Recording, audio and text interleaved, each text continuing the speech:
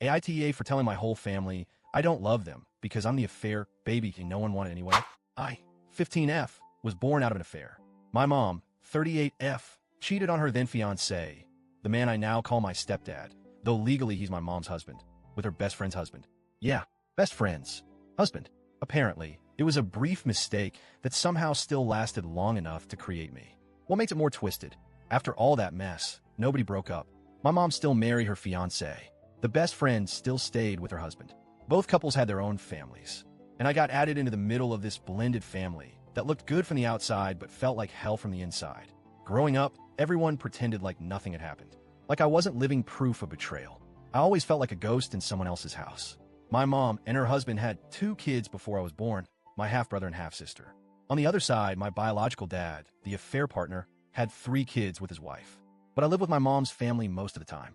From the start, it was obvious I wasn't one of them. No one said it, but everything screamed it. My siblings would team up against me, blame me for anything that went wrong. If something broke, I did it. If someone was upset, I must have said something.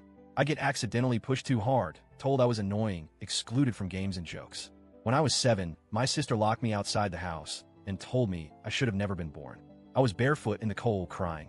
When I told my mom, she said I probably provoked her, that maybe I should learn to be less dramatic. Even as a kid, I felt it. I was the outsider. I wasn't her kid, I was her mistake. My mom never beat me. She fed me, dressed me, showed up to school stuff when absolutely necessary. But there was no affection, no warmth. No, I love you, unless someone else was watching. She treated me like a responsibility, not a daughter. Like I was a job she didn't apply for, but couldn't quit.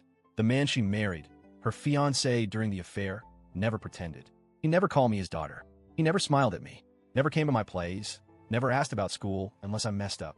He called me by name, and only if he absolutely had to. When my half-siblings broke a rule, they got a soft talk about making better choices. Well, I did the same thing. I got lectured like I'd committed a felony. It didn't matter what it was, curfew, grades, even tone of voice. He always made sure I knew I didn't belong to him. My bio dad, still married, still with his wife. I'd visit their side on holidays or birthdays. His kids weren't mean, just distant. They never included me, never asked how I was doing. I was a technical presence, not a person. Once, when I was maybe 10, one of his kids gave me an old hoodie they didn't want anymore. I remember it vividly, not because I needed it, but because it was the only time anyone from that side did something remotely kind. That's how low the bar was. An old hoodie felt like affection. When I was 9, we had a birthday party for one of my cousins. Everyone from both sides was there.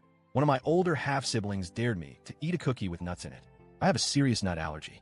I said no, obviously, so they thought it'd be funny to smear the cookie on my face. I had a full-blown reaction. Face swelling, throat closing, ambulance ride. It was terrifying.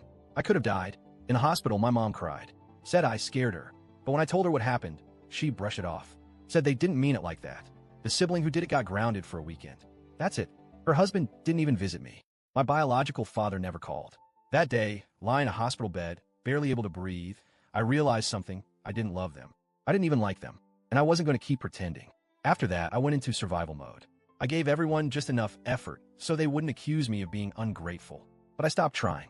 I stopped hoping they'd change or start loving me. I became quiet, polite, and emotionally invisible. To them, I was a roommate. To me, they were strangers I had to live with. And they seemed fine with that. As long as I kept my head down and didn't rock the boat, nobody cared how I felt. I wasn't included in family vacations, wasn't asked to help plan anything. They never said it aloud, but the message was clear. You are here, but you're not one of us. Last weekend, my mom decided to plan something she called a family healing weekend.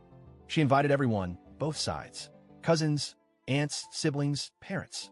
Apparently, she wanted to rebuild trust and strengthen bonds. I already knew it was going to be fake. Smiles that didn't reach the eyes, hugs that were more like handshakes. Still, I went because I didn't want to cause drama. Turns out, existing was enough to cause drama.